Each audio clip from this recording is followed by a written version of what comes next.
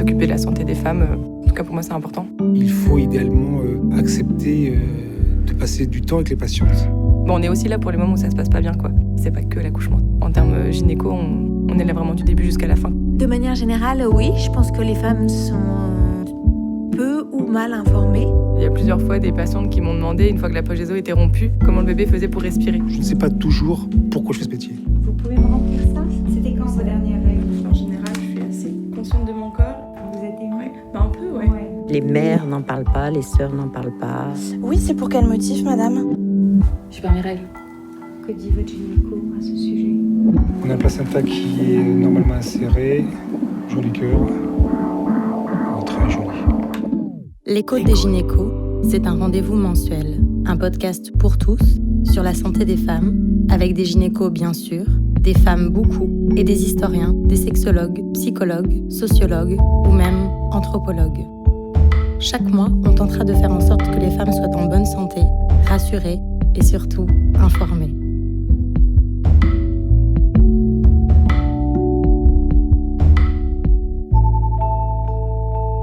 Légalisée en 1975 grâce au combat de Simone Veil, portée depuis plus de 40 ans par le planning familial, l'interruption volontaire de grossesse est en France un droit et une liberté. L'IVG est alors fondée sur 5 piliers: gratuité, choix de la méthode, proximité, rapidité et confidentialité.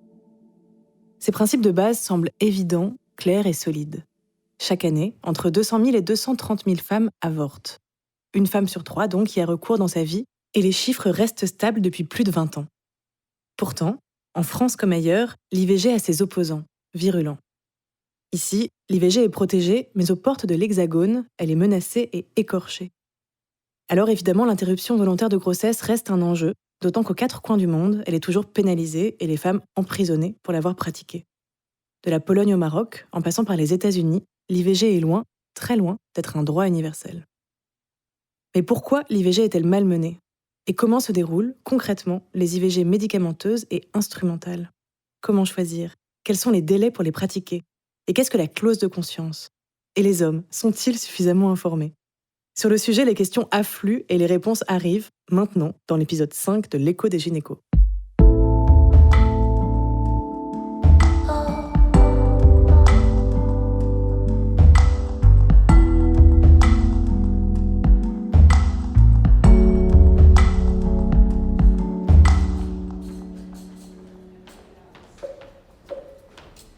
Pour commencer, il nous a semblé important d'interroger le docteur Karima Bettahar, gynécologue obstétricienne au CHU de Strasbourg, spécialisée en PMA et en orthogénie.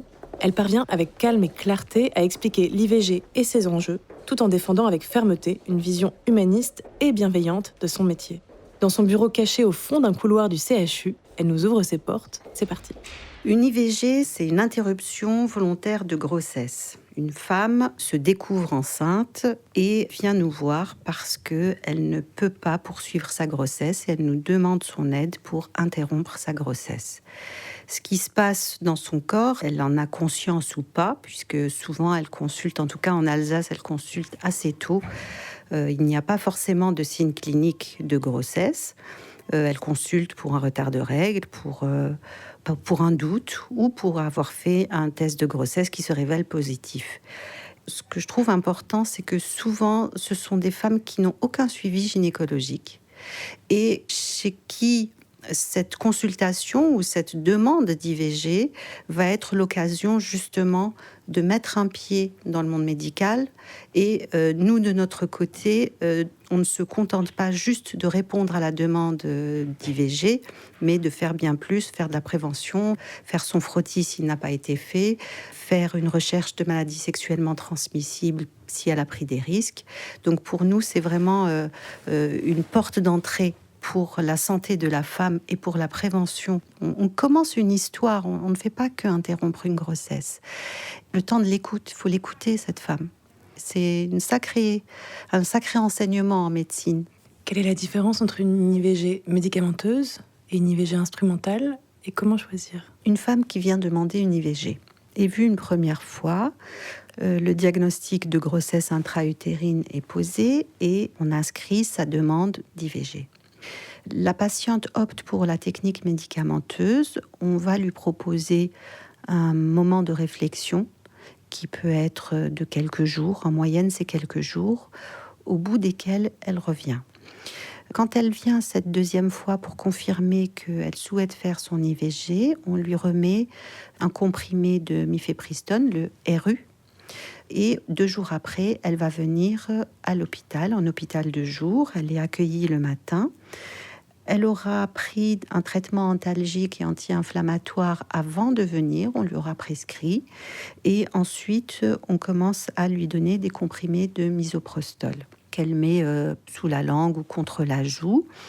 Ensuite, on la laisse libre soit d'être allongée dans la chambre, soit de se promener. Beaucoup font le choix de se promener et si elles sentent des contractions ou si elles se mettent à saigner, elles nous en avisent pour qu'on vérifie si l'expulsion a eu lieu ou pas. En général, l'expulsion se fait en moyenne dans les 3-4 heures après la prise médicamenteuse. Pour l'IVG chirurgicale, la patiente, pareil, est vue une première fois, va avoir un rendez-vous pour l'hospitalisation et donc l'aspiration. Elle arrive le matin au service à jeun. Elle est emmenée au bloc opératoire où une aspiration utérine aura lieu, soit sous anesthésie générale, soit sous anesthésie péridurale. Dans quelques cas, une anesthésie locale peut être possible si la patiente le souhaite. Et ensuite, elle va en salle de réveil où elle se repose une petite heure et elle retourne au service, après quoi elle rentre. Donc j'ai bien parlé d'hospitalisation de jour, c'est-à-dire que les femmes restent dans notre service quelques heures, quelle que soit la technique. Chaque technique a ses avantages et ses inconvénients. La technique médicamenteuse est choisie par les femmes qui veulent éviter d'aller au bloc opératoire, qui veulent vivre leur IVG, et il y en a plus qu'on ne le pense. Par contre, la technique médicamenteuse peut donner des saignements abondants et surtout des douleurs. Et si on ne gère pas la question des douleurs, on a tout faux, parce que il faut pouvoir proposer un protocole contre les douleurs pour que ce geste soit supportable pour les femmes et que ce ne soit pas ressenti comme une punition tellement elles ont mal. La technique chirurgicale est choisie par les femmes qui ne souhaitent rien voir. La technique chirurgicale a pour elle ses avantages que je viens de citer. Contre elle, le risque de perforation utérine, le risque qui est des synéchies. Il est bien entendu que tous les risques que je viens de citer sont très faibles. Les femmes ont toujours eu le choix. Les femmes n'ont pas toujours le choix. Mais il faut également entendre que l'IVG, même si c'est un droit, il faut que les femmes aient conscience que ce droit est fragile. Et que vous savez qu'il y a cette clause de conscience qui fait que certains médecins ne pratiquent pas l'avortement. Cette clause de conscience s'est tellement bien développée que, par exemple, en Italie, les femmes n'ont plus accès à l'IVG parce que tous les médecins ont mis en avant cette clause de conscience. Donc, ces femmes italiennes sont obligées de changer de pays pour pouvoir faire cette interruption volontaire de grossesse. Et je trouve qu'au lieu de faciliter la vie aux femmes, et en France, on a ce débat médicamenteuse contre chirurgicale, il faut que partout sur notre territoire, on puisse aider les femmes et l'aider à proximité. Mais certains médecins ont invoqué aussi leur clause de conscience. En France, ces derniers mois, pourquoi ? Qu'est-ce qui se joue là ? On ne sait pas. Je ne sais pas pourquoi certains médecins qui ont choisi la gynécologie mettent en avant cette clause de conscience. Et je pense que la question de l'IVG est une question fondamentale dans notre spécialité. Comment on peut s'imaginer qu'on va être dans cette salle d'accouchement toute rose avec des bambins en pleine forme ? Ce n'est pas ça notre métier, ce n'est pas que ça. La question de la clause de conscience, à mon avis, doit être réfléchie dès les premières années de médecine. Et quand je dis à nos jeunes internes, est-ce que cette demande d'IVG, qu'est-ce qu'elle représente pour toi ? Et pour les plus jeunes, c'est on arrête une grossesse, c'est la mort. la question de l'avortement doit être réfléchie pour que les étudiants commencent à se poser et à mettre peut-être un sens. Eh bien, cette femme qui est venue dans la détresse, qu'on a aidée, on lui a montré qu'elle pouvait mieux vivre. On lui a montré qu'elle n'était pas seule. Eh bien, ces femmes, moi je trouve que à l'occasion d'une IVG, on ouvre un nouveau chapitre.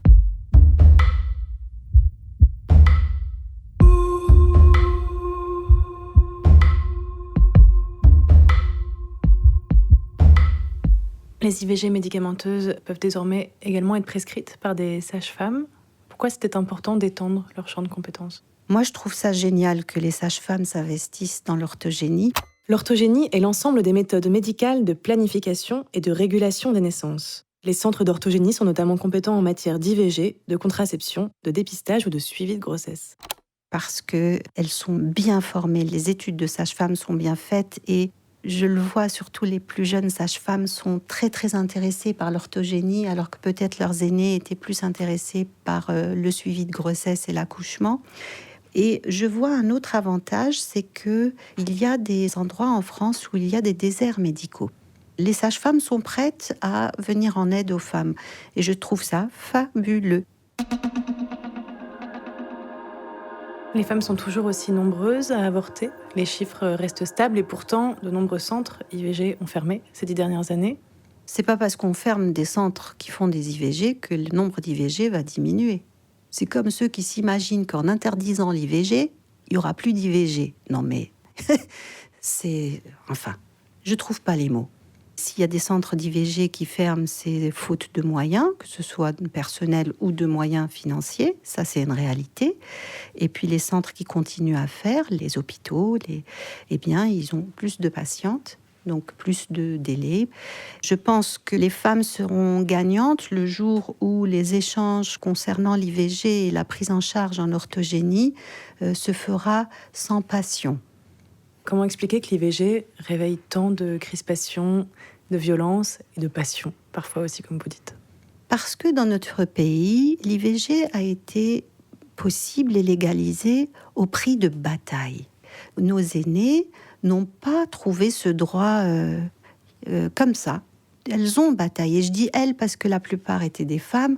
Et avant le passage de la loi, ça a été une guerre, entre guillemets, de tous les jours, jusqu'à obtenir enfin ce droit. Ces personnes-là arrivent à l'âge de la retraite et voient qu'il y a un désintérêt pour l'orthogénie, puisque les plus jeunes, si vous leur posez la question qu'est-ce qu'ils préfèrent faire dans notre spécialité, est-ce qu'ils préfèrent aller au bloc opératoire pour une grande cœlioscopie très très compliquée ou faire une IVG, je pense que la majorité préféreront opérer.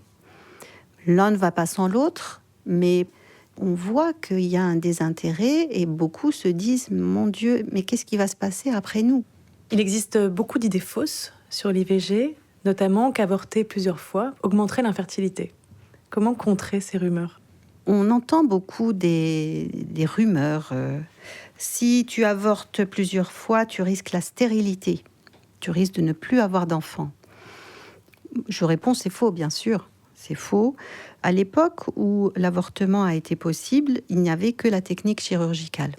Et la technique chirurgicale, à l'époque, ils ont commencé par faire ce qu'on appelle des curetages. Le curetage, c'est avec une curette, donc on va cureter l'utérus. Et à force de cureter, eh bien, il peut y avoir des cicatrices intra-utérines qu'on appelle synéchies, qui collent les faces de l'utérus entre elles. Et si c'est trop cureté, lors d'un curetage, si on appuie trop le geste, le risque, c'est que la patiente ait les deux faces de l'utérus complètement collées, ce qui rend une grossesse ultérieure très difficile. Cette complication, actuellement, est devenue rarissime. Maintenant, je ne vous cache pas, moi qui fais de l'assistance médicale à la procréation, que l'impact d'une, voire plusieurs IVG, l'impact psychologique peut être là, puisque j'ai déjà rencontré à plusieurs reprises des patientes qui s'en veulent d'avoir fait une IVG. Et si on ne parle pas de cette IVG, c'est comme s'il y avait une histoire non finie. Maintenant, voilà, je suis punie. Voilà, je veux un enfant et maintenant, ça ne marche pas. Et si on ne traite pas toutes les données, eh bien, on laisse des choses qui sont dans le doute et psychologiquement, elles vont pas bien. Et elles le disent. Quelle est la place de l'échographie lors d'une IVG ? L'échographie, dans le cadre de l'IVG, dans notre pratique courante, on l'utilise dans tous les cas parce qu'elle nous permet d'affirmer que la grossesse est intra-utérine. Elle permet d'affirmer que la grossesse est bien évolutive. Sinon, si c'est une grossesse arrêtée, ça finira en fausse couche.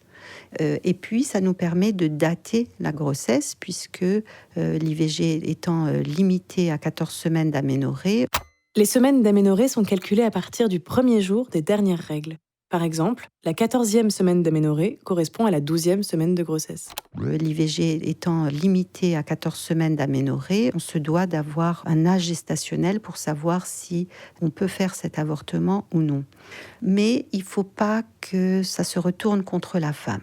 Faire une échographie à une femme qui vient demander une IVG, tourner l'écran vers elle et lui dire combien son embryon il est beau, il est magnifique, c'est brutal. C'est pas ça qu'elle a demandé. L'échographie, elle sert, je vous l'ai dit, à dater la grossesse et s'assurer qu'elle est évolutive. Point barre. Donc je pense qu'une équipe formée veille à ce que la femme ne voit pas l'écran, sauf si elle le demande. Faire un compte-rendu d'échographie pour l'IVG, c'est datation grossesse évolutive. Point barre. Dire qu'on a vu la nuque, etc., ça n'a pas de sens. Donc l'échographie, oui, mais l'échographie adaptée à l'orthogénie, surtout. Des questions de patientes, il y en a plein. Des histoires qui marquent, j'en ai plein. Mais il y en a une qui revient. Après une IVG médicamenteuse, une femme dit « Qu'est-ce que vous allez faire de mon embryon ? Qu'est-ce que vous en faites ?» Je lui ai répondu à la consultation suivante qu'on avait réfléchi à sa question qui nous semblait importante et on a créé des petites boîtes où on met l'embryon et ces petites boîtes sont mises dans les sacs qui vont aller à l'incinération. Pour elle, ça a été un soulagement parce qu'elle avait peur qu'il soit jeté dans les ordures ou qu'il soit jeté dans les égouts. Et pour nous, ça a été vraiment l'occasion de réfléchir tous ensemble et je trouve que c'est une belle école de vie. Juliette a 24 ans. Un soir d'automne, elle nous donne rendez-vous chez elle, dans un appartement haut perché situé près de la porte de Clignancourt, à Paris. Avec force et franchise, elle se lance dans le récit des aventures et des épreuves qui ont bouleversé son quotidien ces tout derniers mois.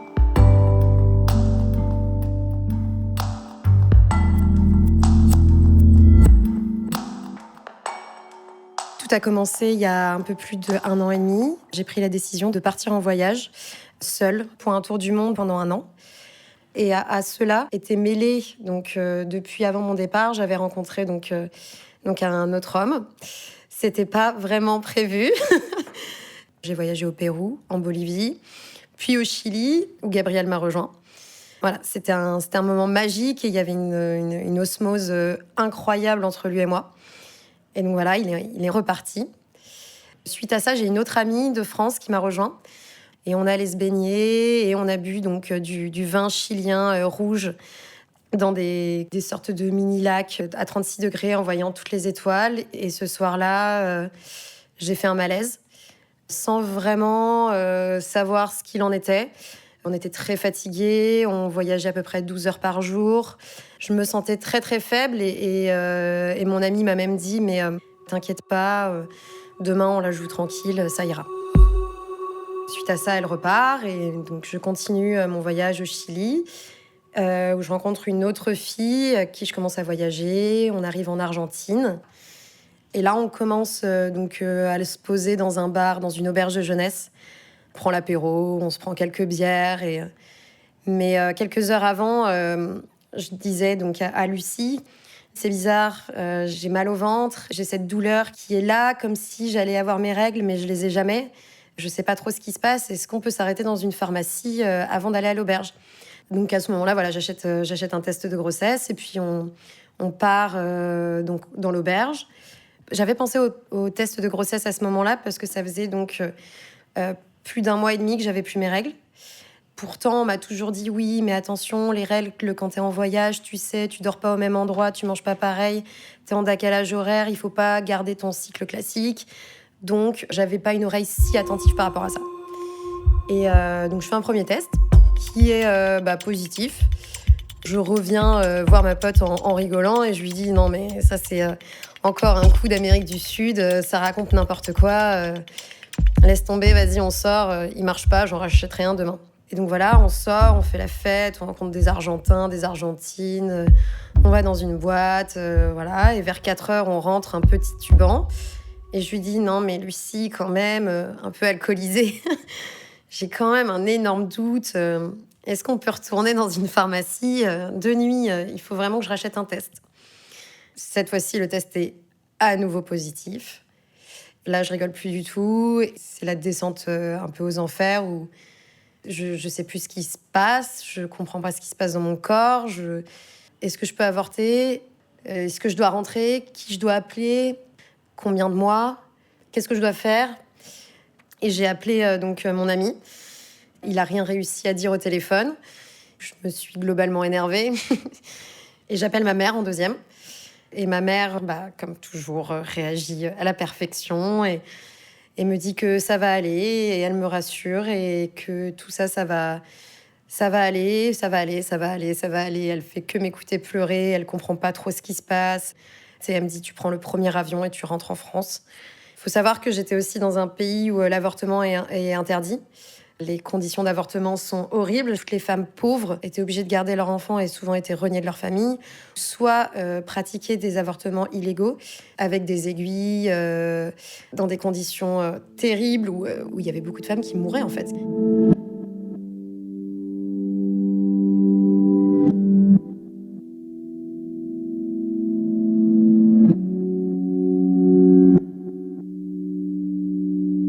S'ensuit 35 heures d'avion et mon ami qui me récupère à l'aéroport de Paris, qui était, lui, il était, je pense, autant au bout du rouleau que moi.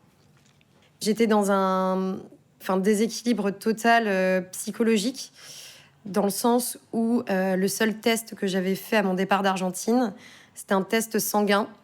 Et ce test me disait que j'étais entre 2 semaines et 6 mois. Je ne savais pas du tout où j'en étais et si je pouvais avorter ou si je devais garder l'enfant. Je ne savais même pas comment l'appeler. Mon ami l'appelait l'enfant. Un enfant, moi, je n'osais pas tant poser des mots là-dessus. Il avait pris le soin de prendre un rendez-vous chez un gynéco le lendemain. Ce qu'il faut savoir aussi, et c'est un petit détail que je n'ai pas dit, c'est que j'avais un stérilet tout mon voyage. Stérilet que pendant cette séance de gynécologie, j'ai appris à avoir perdu sans m'en rendre compte. C'est un phénomène tout nouveau. Le planning familial des Bluets me l'a expliqué. C'est un phénomène dû notamment à l'utilisation de la cup. Donc j'apprends premièrement que je n'ai plus de stérilet. Deuxième nouvelle, j'apprends que je suis à 7 semaines de grossesse et donc que l'avortement est possible. J'ai choisi en fait la voie par opération. Je voulais l'avoir, qu'on m'endorme et ne plus l'avoir. J'ai été reçue par des équipes à l'écoute, sans jugement. Ça s'est passé très rapidement. J'ai pris ma décision le jour même. J'ai appelé le planning familial. Je suis tombée sur une femme adorable à l'accueil. Et l'opération était programmée pour le week-end d'après. Donc voilà, c'était une semaine assez compliquée parce qu'au final, une fois que on a intégré le fait que on est enceinte et que oui, on ne le veut pas, le corps se transforme. Et le jour de l'opération, donc la nuit d'avant, c'était pas facile. Parce qu'au final, on est sûr à 100%, mais il y a toujours une part de soi qui se dit « Est-ce que c'est juste ? Est-ce que c'est bien ? Est-ce que c'est ça que je dois faire ? Est-ce que c'est quelque chose de tellement délicat ? C'est pas blanc et noir, c'est gris, mais c'est un choix. » Et mon choix était complètement fait. Celui-ci, il était à 100%. Après, les conséquences et les doutes que ça peut laisser, ça, c'est autre chose, mais le choix était là. Et donc, on est allé à l'hôpital des Bluets. Et je me souviens qu'avant de m'endormir, j'ai fait une crise de panique énorme. Et voilà, les médicaments, la panique, le milieu hospitalier, les médecins, tout est flou. Et je me souviens des 2 personnes au-dessus de moi Il y en avait une qui me caressait les cheveux et l'autre qui me tenait la main et qui me disait Vous inquiétez pas, ça va aller, on est là, on prend soin de vous.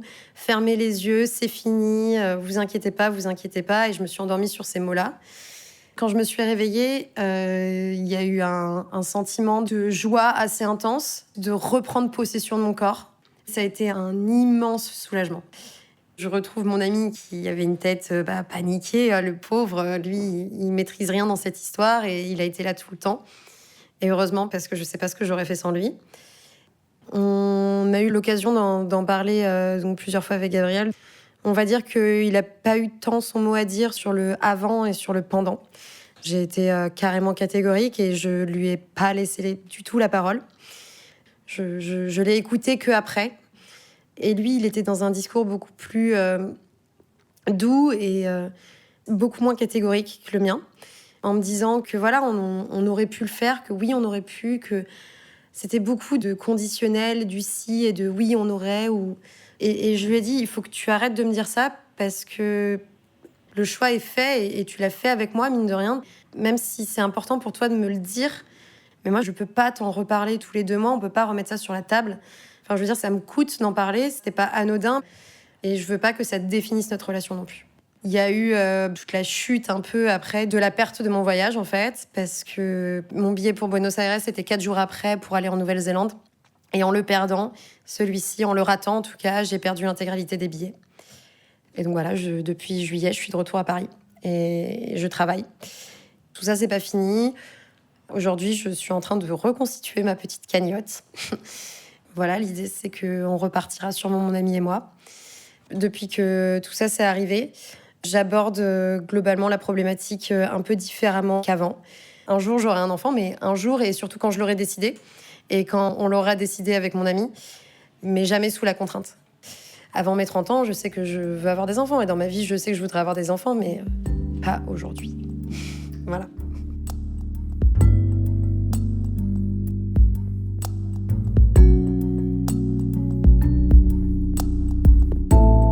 Louisa Attali est docteure en psychopathologie, psychologue au pôle de gynécologie obstétrique du CHU de Strasbourg et psychanalyste. Un matin, elle nous rejoint à Paris dans les locaux du CNGOF pour un entretien sans faux-semblant, stimulant et rassurant. Première question, pourquoi les femmes sont-elles parfois traversées d'un sentiment de culpabilité lorsqu'elles pratiquent une IVG ? Alors le sentiment de culpabilité, comme aussi la question de la honte, c'est structurel. Dans les entretiens, quand on est psychiatre, psychologue, c'est rassurant d'entendre de la culpabilité chez le patient. L'absence de culpabilité évoque d'autres structures en général, comme la perversion. Donc déjà, la culpabilité étant structurelle, c'est normal qu'elle soit présente chez la femme en demande d'IVG. Et en plus, elle est intensifiée, cette culpabilité, par des injonctions culturelles, familiales, sociétales, qui font que la femme va se sentir dans la faute et elle a l'impression de braver un interdit. Et tout ça, ça a travaillé parce que non, l'IVG, c'est un droit, c'est pas un devoir non plus, c'est un droit. Et on n'est pas dans la faute, on n'est pas dans le péché, on est dans la liberté.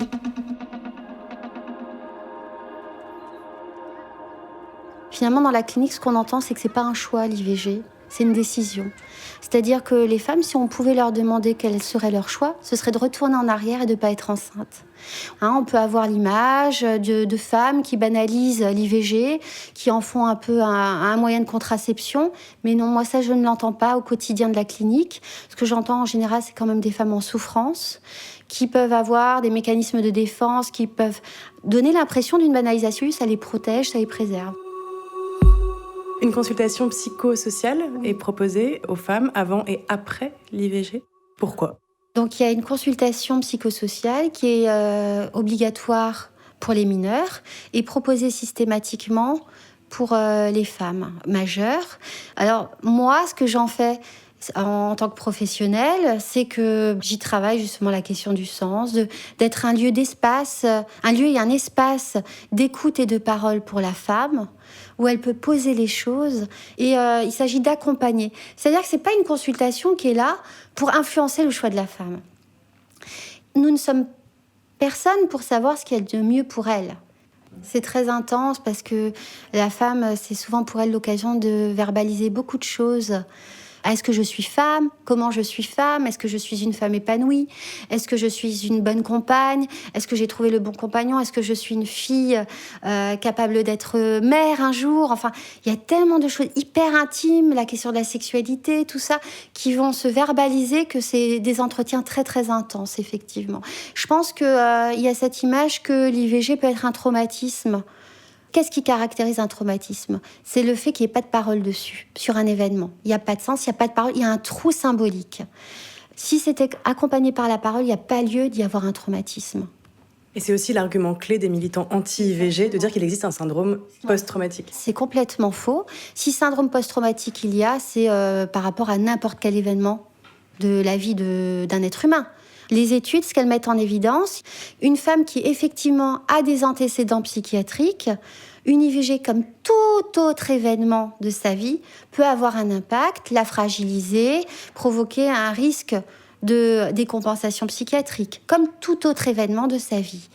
Au-delà de ça, il y a même une étude américaine plus récente qui a mis en évidence qu'une grossesse non voulue a plus d'impact au niveau psychologique chez une femme et provoque une augmentation des risques de dépression et d'anxiété lorsqu'elle est poursuivie que lorsqu'elle est interrompue. En fait, les anti-IVG, ils vont répondre comme ça à votre question. Ah bah oui, l'IVG, ça touche quand même à un devoir fondamental qui est tu ne tueras point l'autre. Mais tu ne tueras point l'autre, c'est quand même la question du semblable. Hein. L'autre tel que vous êtes, sur Terre, etc. Enfin, ça n'a pas de rapport. Comme disait Lacan, la psychanalyse guérit de tout sauf de la connerie.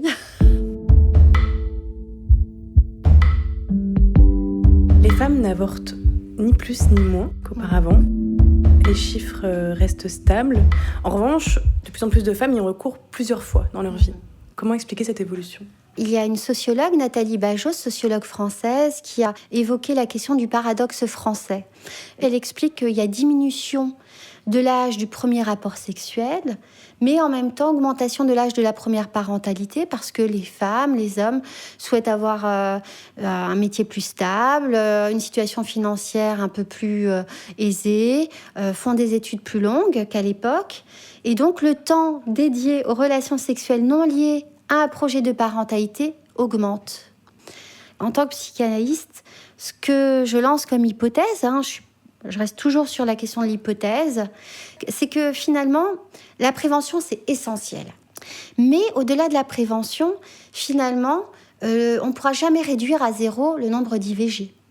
Pourquoi ? Parce que c'est la question de l'inconscient. C'est-à-dire que l'être humain, il est clivé entre vouloir et désirer. Le vouloir, c'est la question du conscient, et le désir est du côté de l'inconscient.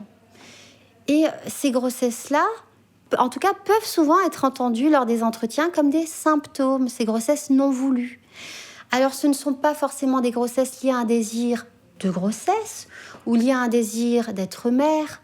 Ça peut être aussi des grossesses liées à un désir d'un appel à l'autre, d'un appel à sa mère, d'un appel au compagnon, d'une épreuve qu'on lance comme ça au couple. Mais il y a la question du désir inconscient qui se pose. Existe-t-il néanmoins un défaut d'information et de prévention ? Au-delà de cette question de l'inconscient. Je citerai en fait Françoise Hurstel, qui est psychanalyste, et qui dit bien cela. Qu'est-ce qu'on fait de la contraception de nos jours ? Est-ce qu'on en fait un gilet pare-balles ou une histoire d'amour ? Préservatif au sens de se préserver. C'est-à-dire que je pense qu'effectivement, il y a tout un travail pour voir la prévention autrement.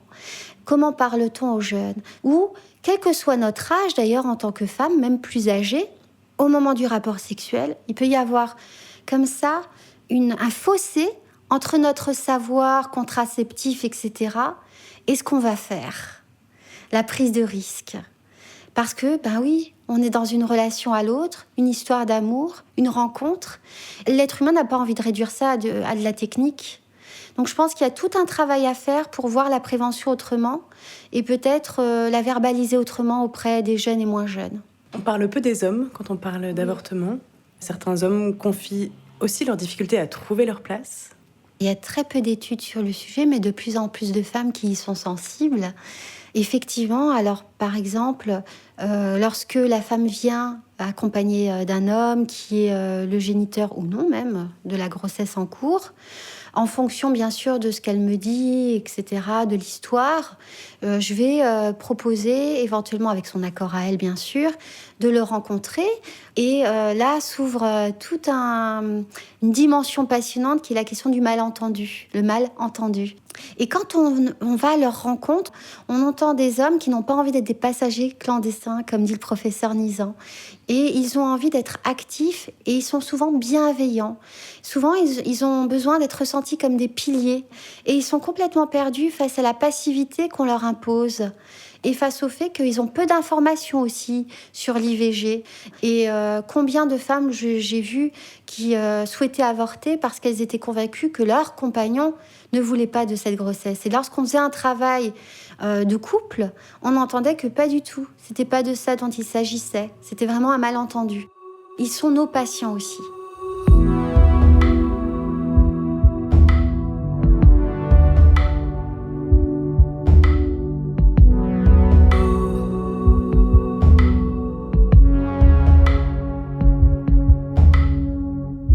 Je m'appelle Simon, j'ai 28 ans. Je suis architecte de profession. Je suis là pour parler de l'IVG que ma copine a faite en 2015. Ce qu'il faut savoir, c'est que ça faisait déjà très longtemps qu'on était, avant l'IVG, qu'on était ensemble. Ça faisait peut-être 7 ans, un truc comme ça, enfin longtemps à notre échelle. Et à notre âge, surtout compte tenu de nos âges. On avait plusieurs fois parlé de ça parce que, en fait, à l'époque, on se protégeait pas.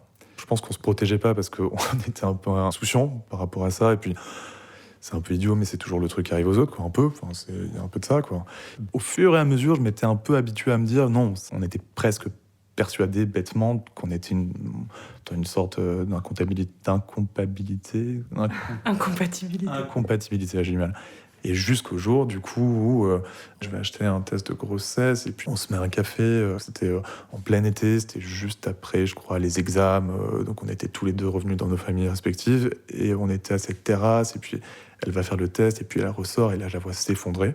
Donc ça, c'est quand même un truc, c'était difficile parce que je me sentais évidemment responsable quand même de pas avoir été... assez responsable, c'est le mot, pour penser à me protéger, pour essayer quand même de savoir ce qui nous pendait au bout du nez, sachant qu'on voulait pas d'enfants et qu'on se protégeait pas. Donc forcément, c'est un paradoxe, quoi. J'avais conscience que c'était elle qui allait endurer le plus de problèmes.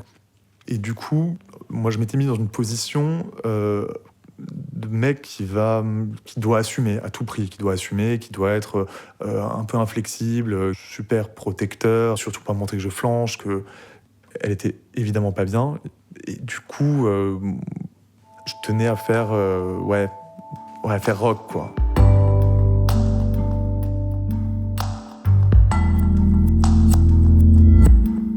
Dans les minutes, quart d'heure qui suivent, moi j'étais totalement désemparé parce que ni elle ni moi ne sachions cette question de délai, cette question de jour, ces jours de rétractation qui existent lorsque vous prenez cette décision.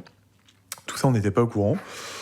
Le premier truc qu'on a cherché, c'est une aide assez pragmatique. Combien de jours, qu'est-ce qu'on doit faire ? On tape ça sur le téléphone et on tombe sur un numéro, une hotline, quoi, super bien référencé. Je crois que c'était limite le premier numéro, enfin un truc comme ça. J'appelle. Et je le passe à ma copine parce que c'est elle qui voulait parler aux gens. Je la vois parler avec quelqu'un, plus écouter d'ailleurs que parler. Et au bout de quelques minutes, je vois ma copine s'effondrer en larmes encore une fois. Alors que du coup, je chope le téléphone parce que je me doute bien qu'il y a quelque chose qui va pas. C'était une nana qui, sachant du coup que j'étais le père, si on peut dire, m'enjoint à refuser l'IVG, que c'est pas une abomination, mais presque. Des mots super durs comme ça, et ça m'a rendu fou. C'était clairement un lobby anti-avortement, et bref, donc ça nous a permis un peu de décharger un peu la pression qu'on avait là sur quelqu'un. Et après, on commençait les vraies recherches, et on nous a orientés vers un gynéco d'abord, qui s'est montré super, c'était... je sais pas, sans aucun jugement, c'était quelque chose de médical, quoi, sans chercher les raisons, sans poser de questions, quoi. Ça s'est passé assez vite, on fait d'accord, écoutez, il y a un délai. Je me souviens plus exactement combien de temps c'était, je crois que c'était une semaine. Donc, mais après, j'ai plus trop de souvenirs de cette semaine. Moi, je vis ça dans une sorte de grand brouillard. J'en ai reparlé récemment avec ma copine. Et elle, pour le coup, s'en souvient précisément. Moi, il y a certaines choses, honnêtement, où j'ai l'impression d'avoir un peu flotté au-dessus de tout ça, tout ce processus, même si je faisais mon maximum pour l'accompagner. En fait, les questions très pratiques la concernaient tellement que, du coup, au bout d'un moment, tu peux que constater finalement ton impuissance, quoi. Je suis là évidemment, pour être un soutien pour elle, pour plein de choses, mais tu sens bien que par rapport à des professionnels de la médecine, des gynécos, toi, t'es pas grand-chose. Et en fait, j'ai jamais eu ce déclic de me dire, contrairement à ma copine, tiens, j'aurais pu être père, quoi. Vous vous protégez maintenant ? Ouais. Ouais. Donc, c'est le préservatif. Les Côtes des gynécos, un podcast du Collège national des gynécologues et obstétriciens français, par Olivia Muller, sur une idée de Chloé Marinopoulos, réalisée par Christophe Amarstrand. On se retrouve le mois prochain pour parler du cycle féminin.